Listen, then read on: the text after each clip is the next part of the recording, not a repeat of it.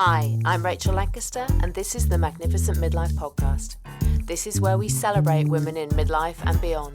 We challenge the status quo and bash those negative stereotypes about being an older woman. We're not over the hill at 40, 50, 60. We're just getting started, and the world needs us now more than ever.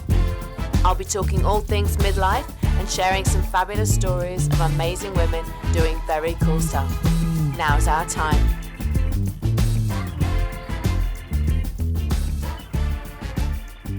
This episode was recorded quite a while before the coronavirus pandemic, but it's especially relevant now if you're wondering what your future work life might look like, aren't we all? And if you're tempted to start your own online business. My guest today is Colleen Kochannek, and Colleen is a very interesting woman who is trying to inspire and cajole women into starting businesses as they get a bit older in life. And she has set up an amazing community called the Scrappy Frontier, and she's going to tell us all about it. So Colleen, why are you so passionate about helping older women start businesses?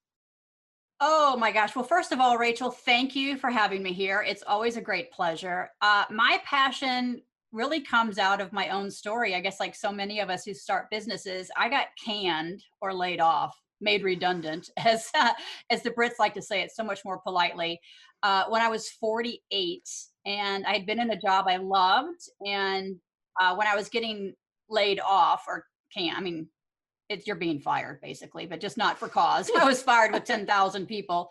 And you're not supposed to take it personal, but it is. But anyhow, I just knew that I was at this point. I didn't want to go work corporate again. I just didn't want to sit through like another monthly meeting or do a monthly expense report or these. I just couldn't do it anymore, even though I'd had a job I loved. And so I had made the decision a while before that I wanted my own business. And quite frankly, I just didn't have the kahunas to quit my job and do it. So getting laid off was like a great catalyst for me, really, to get it started. That's why I started it. And then when I got into it, I realized how much I didn't know about running an online business.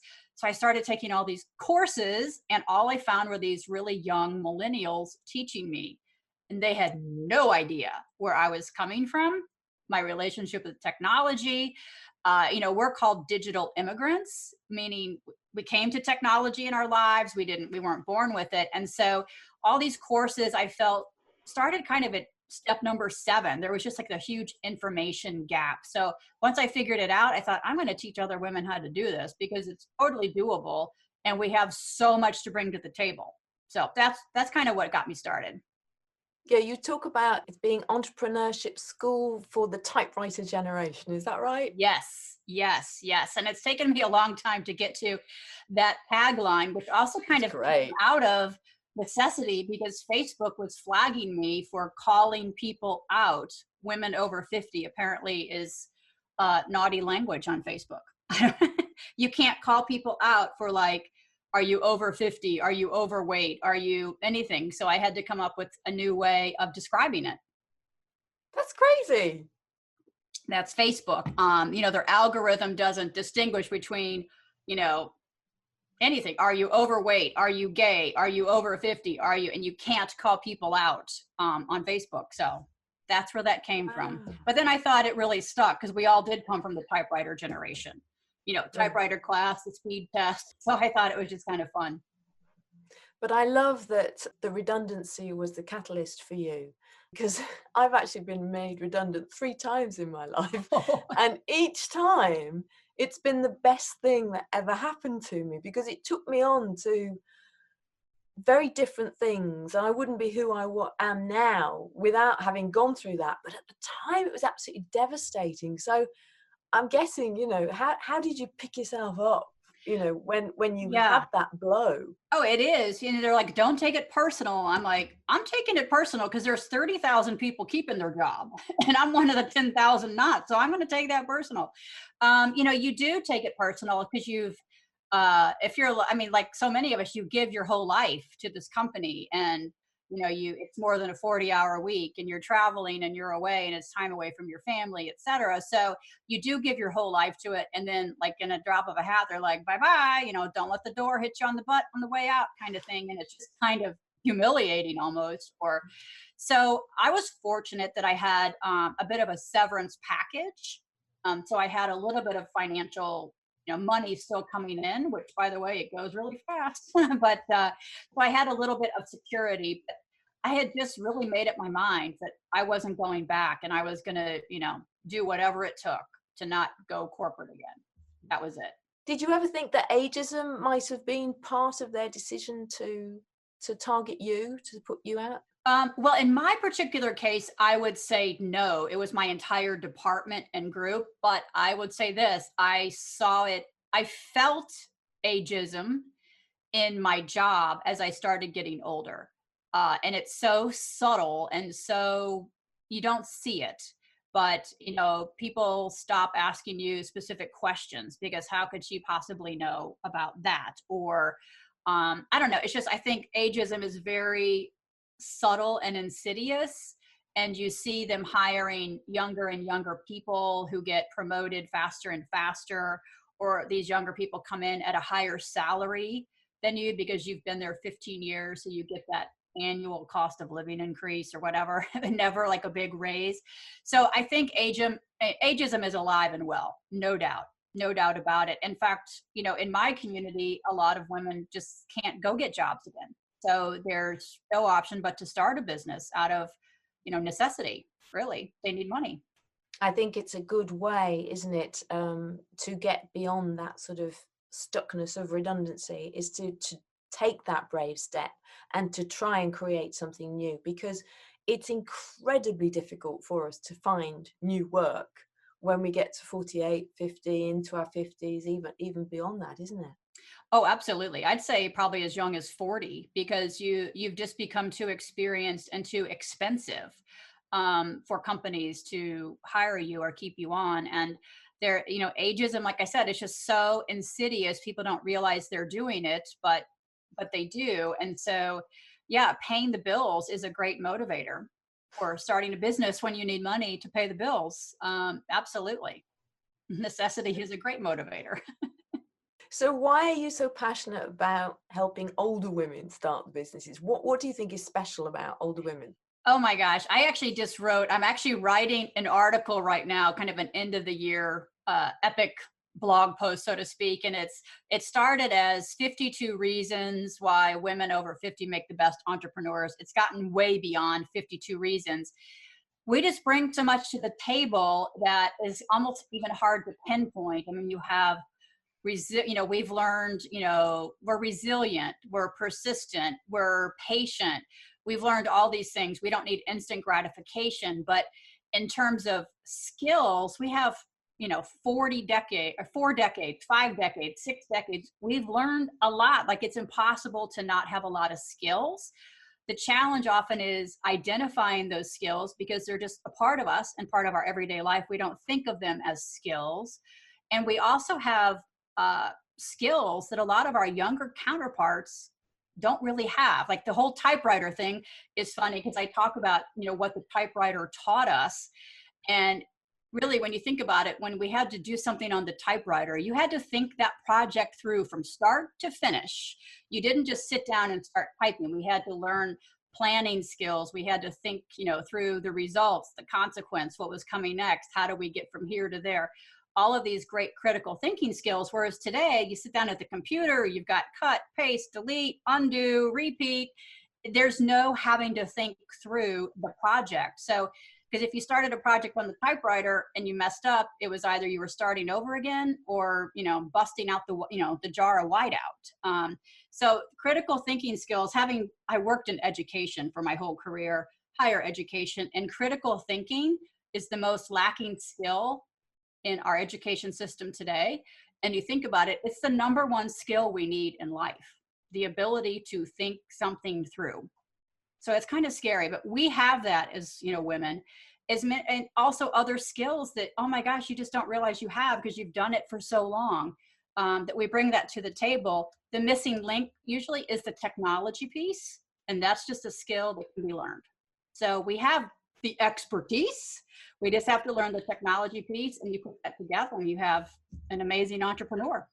But a lot of women are frightened of that technology piece, aren't they? I mean, in my community, there are women out there who I think sort of, they like the label of being a dinosaur. They refer to themselves as being a Yes. digital dinosaur, and I want to slap them. I do. In my Terrible, group, isn't it? you're not allowed to say, I'm a tech dummy. You're not allowed to say, I'm tech challenged. You're not allowed to say, one woman calls herself a tech dingaling. I said, no, absolutely not. You're not allowed to say it. It's like, I mean, are you a brain surgeon dummy? Like, because I'm like, you just haven't learned how to do it yet. You know, it's a skill that can be learned. So I think it becomes a really easy excuse. Yes, I'm I tech agree. challenged. Do this for me. Hey, oh, grandson, I don't know how to do this. Here's my phone. Make it happen. I'm like, no, stop handing that control over. You can learn it. Stop using that. It's an excuse. It is an excuse, and I think a lot of it is to do with fear. Yes. And fear of change, and accepting things that are new and different. Yes. I know my father, I mean, he would not go anywhere near a computer. It was very, very sad, actually, because for years my mum had a computer upstairs and it was kind of hidden away, and she'd go up there and she'd be doing things on her computer. My dad would probably be tutting downstairs about, what was she doing, wasting her time. And yet it would have really helped him in his last years of his life to keep in touch with things, Sure. and to find out what was going on and to be able to interact, because he got very lonely. But, just having had a tablet that he could have interacted with people or seen what his grandchildren were up to on Facebook or whatever it was, would have really enriched his life. Yes. But he chose to just go, no, that's not part of my world. I'm not going to do that. Yes. And there are foundations for the fear. Like when I refer to us as digital immigrants, that's like a real term that we used in educational technology.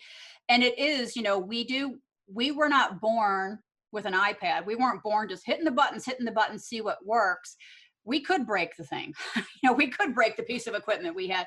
Whereas now, you really can't break the computer. It's all kind of salvageable and all. So that there are foundations to that fear, but it's a matter of just being flexible and saying, okay, those fears that were founded before, now they're not. I've got to give this a try. And I see it in my group all the time. Like when somebody comes in and they're like so excited because they made something work in their email service provider and they're all excited. I'm like, see, you can totally do it. And it just takes a few kind of successes to get people over that hump. Yeah.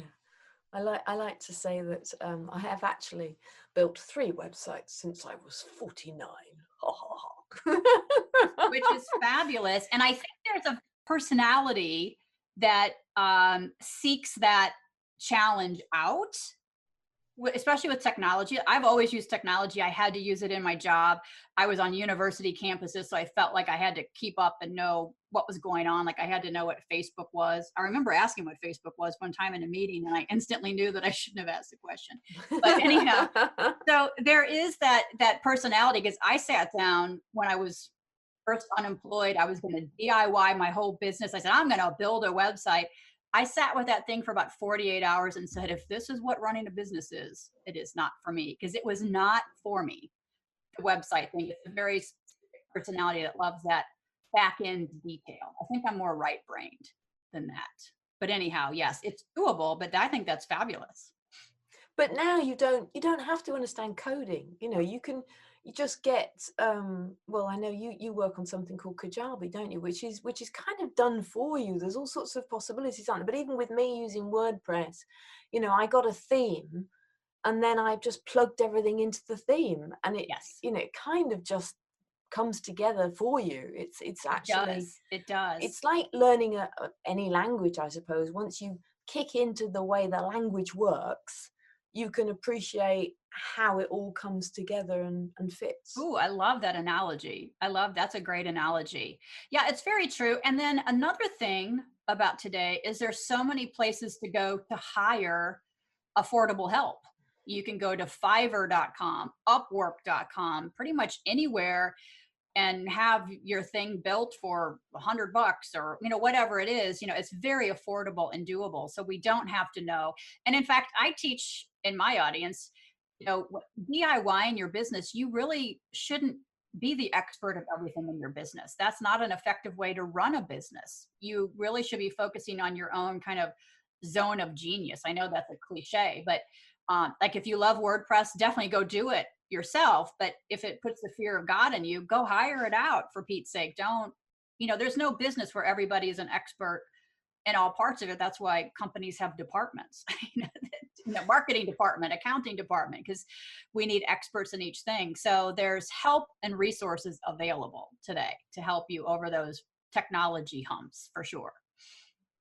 So if somebody wants, has always had this dream of sort of maybe being a bit entrepreneurial and doing something, but they have no idea what on earth this would look like or what sort of field it would be in, how do you help women find the subject of their business, what it's going to be? I take them back. I take them through an exercise, and we just go back to the very beginning, where you literally write down everything you love to do, everything you're good at, everything other people ask you to do, because that means you're really good at, hobbies, skills. And then I have them inventory. For example, if they've had a job, what did you do in that job? What skills? Because sometimes people will say, oh, I was a fundraiser. Okay, so you have the title, but what did you do in that job? You had to reach out to people, you had to be a great communicator, you had to ask for money, all of these things. So there's a lot of underlying skills that come with that. So I have them do that, and I have them start keeping kind of a journal or a log for about a week. And when I did this exercise first when I was laid off, because I had no idea what I wanted to do, because I had worked in educational technology and ESL. I'm like, that's not like an entrepreneur job right there. That's not a job. I wound up with a whole notebook, Rachel, and it was everything from like, I love speaking French to I love dogs to, I'm really organized to, it just went on. And it seemed kind of silly at the time. But out of that brainstorming, I had always loved writing, and I had done freelance work for magazines, in my much younger days. And so out of that came the idea for my first business, which was an online magazine, which I don't have any longer through life circumstances. But that's what led me to that. I loved writing. I loved magazines. And so I'm going to do that for my hometown. And so you could really, you come to ideas in so many ways. I have a woman in my group who has always loved dogs and became a dog trainer. And then her family, she started having grandkids, and she saw the dogs and the grandkids was a problem. So she started figuring out how to train families to, like, dogs and babies, how to put them together. So there's like there's a million things we can do. And basically anything is possible as a business now on the internet.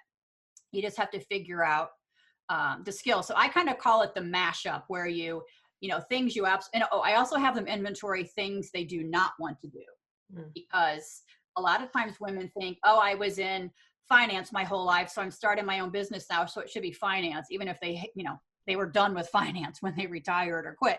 Like, no, let's find something you love to do. So you want to make sure you include those things you don't want to do, and you just start making these mashups. Like, I love dogs, I'm super organized. Could I have like a dog, a dog sitting service, or dog, something of that nature. And I just start having them start mash things up, and you come to get like maybe 2 or 3 ideas. And that's when you go start researching. Is this possible? Are there competitors? What you want, who's doing this, who's doing something like it. And that's where we start, is really inventorying everything about you. And what about if a woman's been at home looking after the family?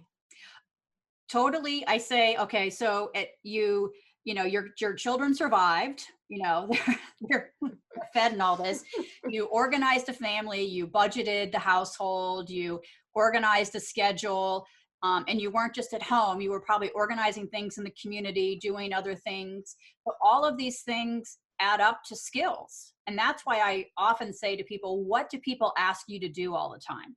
Are you the one that gets asked to organize the family reunion every 5 years? Because, oh, Rachel's so good at that. Let Rachel do that. those are things you're good at. Now, whether you want to do that as a business is another thing, but we have to get to the skills that you have and the things that you love to do. I'm watching a woman now who's doing these great needlepoint classes, online needlepoint classes. I'm like, I love to needlepoint. I'm like, that's a great idea. I should have done that. It's going really well. But we discount these things, don't we? Particularly as women, I think we just don't realize all the skills that we actually do have. And the value that's in them, the value that's there, that there are people who want to learn needlepoint. There are people that need help with their dogs and their babies. Something's not working there. And I think we discount it because, like I said, we've done it for so long that it's just an innate part of us. So we don't even see it as a skill or something of value because we've just done it. You know, oh, she's the one that always does the family reunion. So it gets discounted when in fact it's a great skill. We need to see the value in that. So what's the first step? Okay, I've got my business idea. I've done my inventory. Do I have to build myself a website? No. That's what I call the cart before the horse syndrome. And we all love to do that because we hear, I need a website, I need a brand, I need a logo, I need fun colors. And people want to jump to the sexy stuff before they've even validated their idea. So what I help my women do is to validate their idea, do a lot of research, find the competition, find potential customers, which by the way, are not your family and friends. They are not your family. I'm going to repeat that. Not your family and friends, and go actually talk to people who would potentially pay for this service. And you can find them online. You can find them in your community and really dig deep and find out what they like about the idea, what they don't like. Don't ask them about pricing. That's a whole separate conversation, but just get a glimpse of the idea. And I always encourage my women to start with a presence on Facebook, with a Facebook page, free, easy. You can have as many pages as you want. Start building an audience there, again, with potential ideal customers, and test your ideas there. Start putting stuff in front of them. What hits, what doesn't, what gets engagement, what doesn't, and start from there. And then start building an email list, which you'll need like a freebie or an opt-in, which again is a great kind of measure stick for your idea. If people want this freebie or opt-in, then it's obviously valuable. People want to know about it. They get on your list. Now you have this customer list that you can also start putting ideas in front of. And even then you want to potentially sell, you know, like a minimum viable product, maybe like a mini course or a workshop, or, you know, something small that you can just further validate. And once you have validated the idea, then you want to start thinking about, okay, what is my messaging? What is my brand? What is my name? You know, my business name, all of those things, because you can't figure any of that out until you've talked to customers and had interactions with customers. It's not the other way around. And I see so many people drop a lot of money to get the website and the logo and the name, and 6 months later they're like, this doesn't work. And it's unfortunate. So I know what a freebie / opt-in is, but yes. I'm sure my listeners or viewers don't. So what is a freebie or an opt-in? Yeah. So when we're starting a business, or not even just starting, but when we're in business, the number one asset we have is our customer list, also known as an email list. So we need a way to collect customer email addresses, and people aren't just going to give it to you necessarily. So we want to create something that we can give to them of value in exchange for their email address. And that thing could be a small PDF, maybe a short checklist, maybe a favorite tool list, depending on your business. But it's a small thing that's free that we can deliver digitally. And in exchange for getting that, people give you their email address. And so that's what it's called, a freebie, a lead magnet, or an opt-in, depending on who you're talking to. So what's your favorite one on your website? I am actually redoing mine now because mine is currently called the Business Basic Starter Toolkit. And it's the original one I did, and it has converted very well, but it's way too big. It's probably a paid product unto itself. And what I have found is it overwhelms people once they get it. Like, they're very attracted to it, but once they get it, it's just kind of throwing too much at them.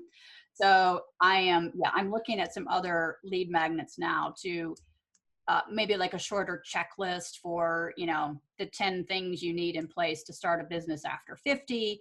I've also thought of doing more, because I know midlife and beyond, like, it goes back to the typewriter. We want to see the whole picture so we can plan.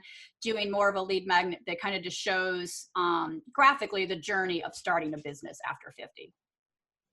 So I'm going to throw mine in as well, just by way of example. Please. So I have several, but the one that I like most at the moment is I have a workbook on how to find your passion and purpose. Absolutely. If you have no idea what it is. Absolutely.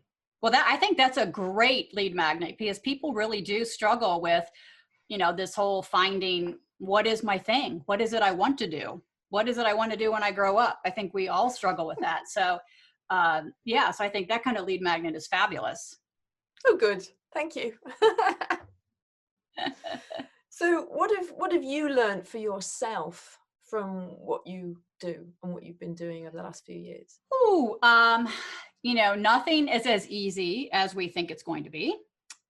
So you have to be prepared for a lot of ups and downs in entrepreneurship. And I try to be very frank with my audience about that. I know there's a lot of people out there that sell the dream, and it is a great dream, but midlife and beyond, we know there's no such thing as a free lunch. So I think the biggest thing I learned was it was way more challenging than I thought it was going to be, but also overcoming those challenges has turned out to be kind of a great thing in my life. It's brought purpose to my life. It gets me out of bed in the morning, figuring things out. So I think that's been the biggest thing. And I had always been a self-starter. Even corporate, I had worked from home. I had worked remotely. So I kind of had that self-discipline.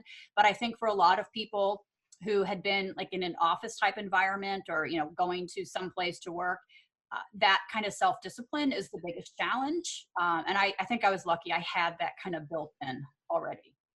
Now, when we met in person, which I think was just about over a year ago, when you came over and we had a lovely lunch in Shoreditch, and that was very fabulous. But I had no idea that you had recently lost your husband. Yes, in March of 2018. Yes. Yeah.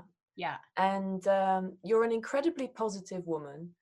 And I can't quite credit how you lost your job, you've lost your husband, and you've started 2 businesses in the last 3 years. So what has kept you going? How have you managed to cope?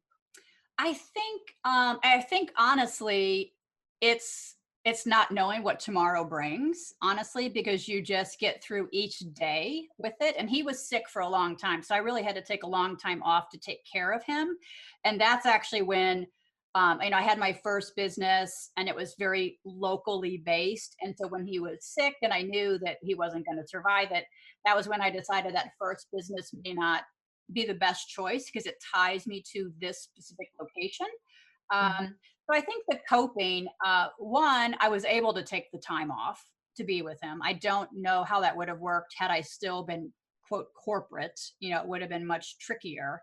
And then when you're going through it, you don't know you're going through it. You're just there in the day kind of thing. And so then once it happens, you're just, you get kind of in survival mode.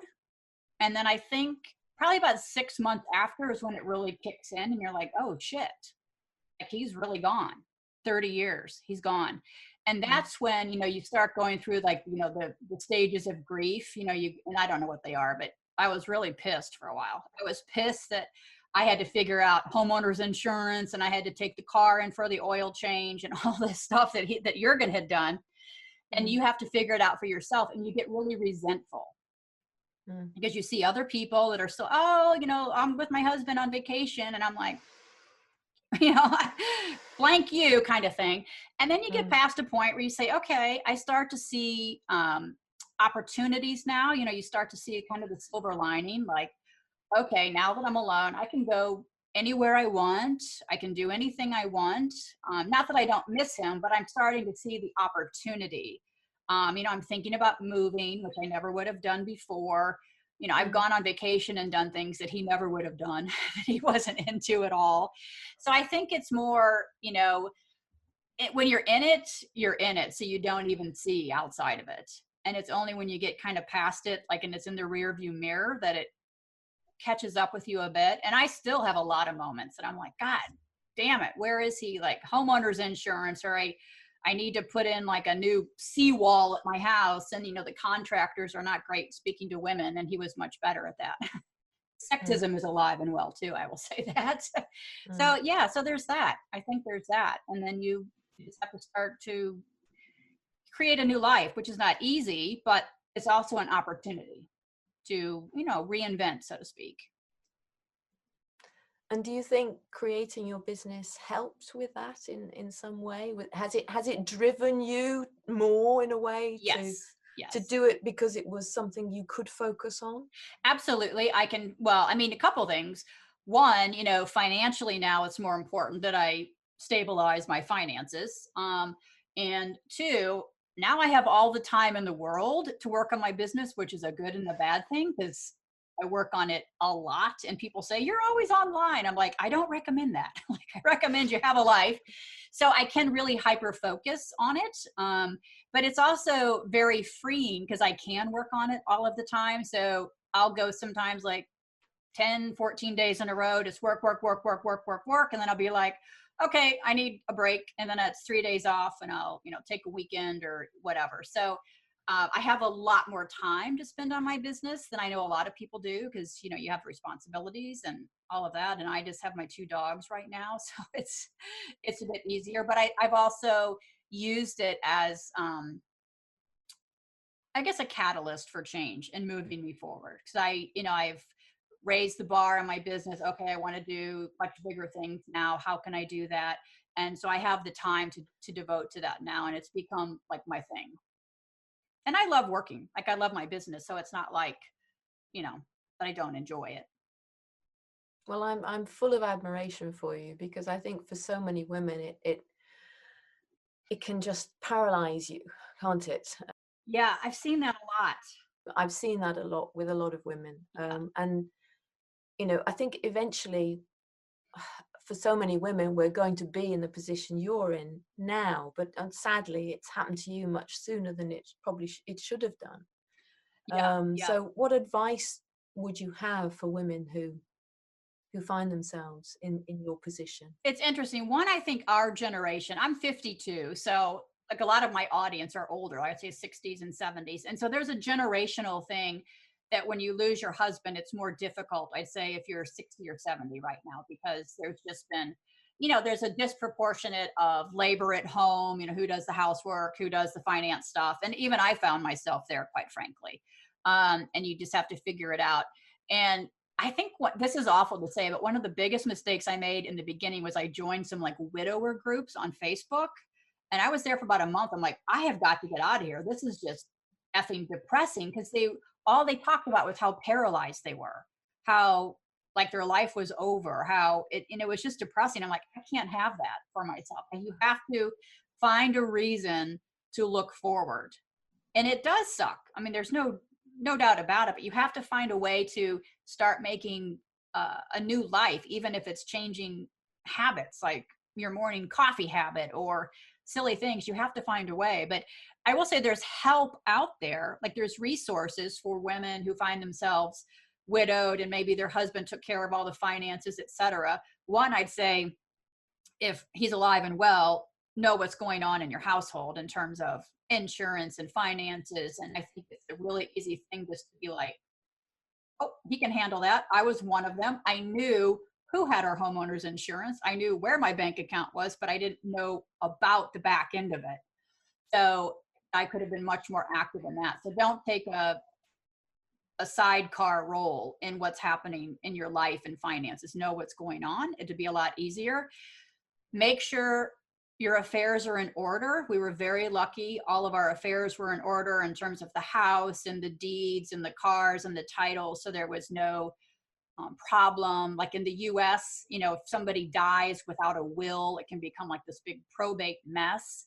Make sure that's all in order in advance. These are things I know people don't want to talk about, but I got to tell you, I've seen more people, their husband dies and they realize they have no money and it's awful. Like it can be devastating. So I'd say my number one piece of advice is take responsibility now for knowing what's going on. And if you find yourself in that position, reach out for help, because there is help. There is definitely help. And then you just have to find, you have to know that now it's up to you to create a new life. And I think it's a long process, because you don't realize how, your identity is part of somebody else's. And so when it becomes, a part, you have to find yourself again. And I think that's the hard part, and the opportunity part, I would say. But I'm guessing, there are many reasons for women to start businesses, but actually, this is certainly a situation where starting a business is a really proactive way of creating a whole new life, isn't it? Absolutely. I mean, I think there's so many benefits. It's finding yourself again, finding your passions, getting a reason to get out of bed in the morning, stabilizing finances, and like you said, kind of finding yourself again, or finding your new self again, because you have to be putting yourself out there. You have to be learning new things. You can't just hole up in a ball and close yourself off from the world. So I think it definitely is a great catalyst for that. Absolutely. Well, it's been an absolute pleasure talking to you again today. And thank you so much for sharing. I should tell everybody, I did warn Colleen that I was going to ask these questions, and she very kindly said yes, she was willing to answer them. So thank you very, very much. No, thank you. Thank you. Probably 6 months ago, I would have said no, because I would have been in meltdown mode, but I've moved along a little bit. So I still have the meltdowns, but they're better. And I appreciate being able to talk about it, because I think it's something we don't talk about enough. It's very taboo to talk about it. And like when you said it happened early in my life, one of the things that happens is the whole dynamic of your life changes, even friends, because you were a couple before, now you're a single. And somebody put it to me really interestingly. They said, you've held up a mirror to somebody of what's coming, because you've lost your husband early. People look at them and like, oh shit, that's going to happen to me one day too. And so you're kind of holding up a mirror. So I kind of take that almost as a challenge to do it well, so to speak, to reinvent well, to show people that they can do it. Thank you for listening to this episode of the Magnificent Midlife Podcast. If you enjoyed it, please subscribe, share it, and leave me a review on iTunes or wherever you're listening. You can find out more information about this episode in the show notes at magnificentmidlife.com. That's also where you'll find strategies, support, and resources to help make your midlife magnificent. Why not sign up for a midlife breakthrough call with me to get clarity on how to make the most of your next chapter? Don't get stuck in what can sometimes be the messy middle. Help me change the world, one magnificent midlife woman at a time.